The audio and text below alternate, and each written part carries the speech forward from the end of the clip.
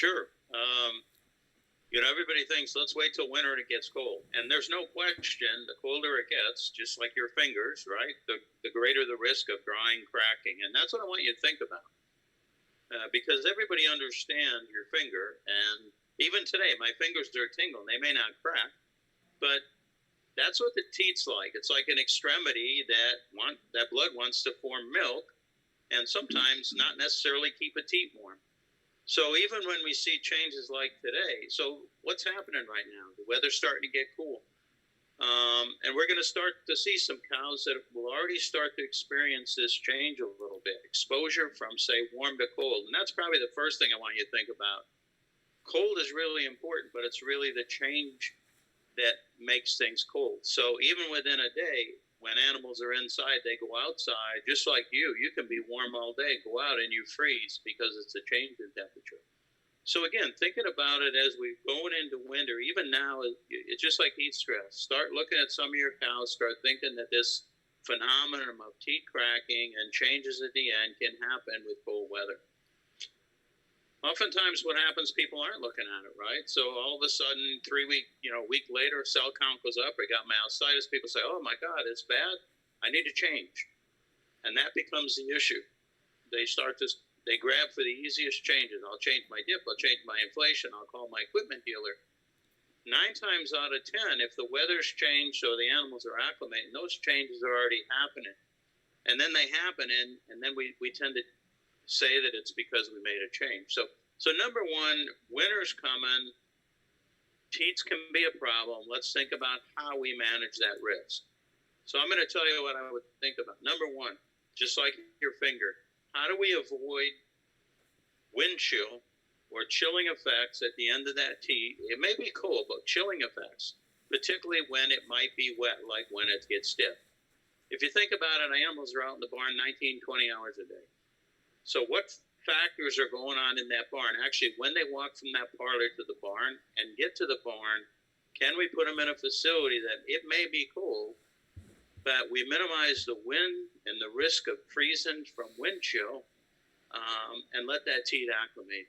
If I think about it over the last 20 years, a lot of people deal with this because cows go from the milking parlor down a walkway into a barn and really not a lot of direct wind chill. We still have some problems with stall barns, right? The cows stay in, but then the cows only go out for an hour or two a day. So think about if your cows go from the parlor back to the barn, and you can minimize any kind of drafting or wind. But in situations where animals have to go out and eat on an outside bunk or in a tie stall barn where they're warm and toasty like you are, and then they have to walk outside for an hour a day, and the colder it gets, the less time they get out, there's a great risk because, again, the temperature change and the wind are so great. So I tend to think we blame everything at milking, but forget about managing the facilities and where that animal is. And yet, I'm going to tell you, you still got to take a step back at milking. Why? And you might think I'm going to talk about dipping. I want to talk about milking before we talk about dipping. Cows need to get milked every day.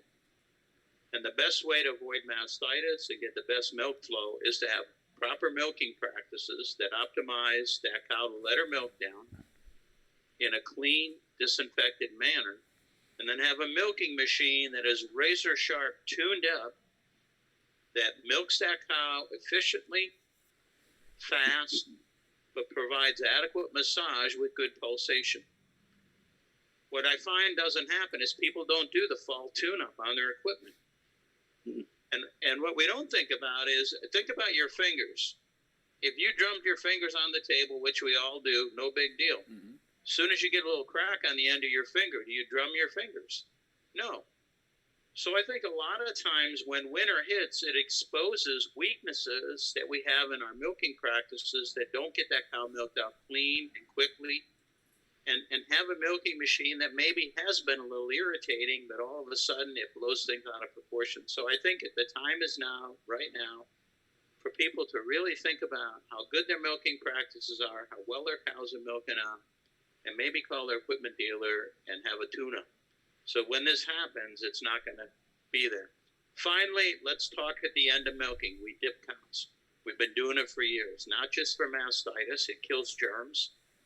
But just as importantly, there's skin conditioners and good dips that provide skin protection.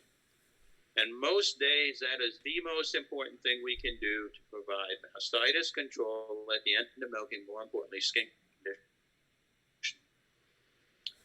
When it gets cold, people want to change it. Most days, those dips are just as good as they were yesterday. What we try to do is minimize the risk, if that teat's a little wet, of going out and freezing.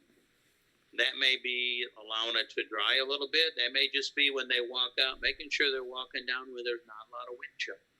So for me, never give up dipping unless the risk is so great that that teat's going to freeze.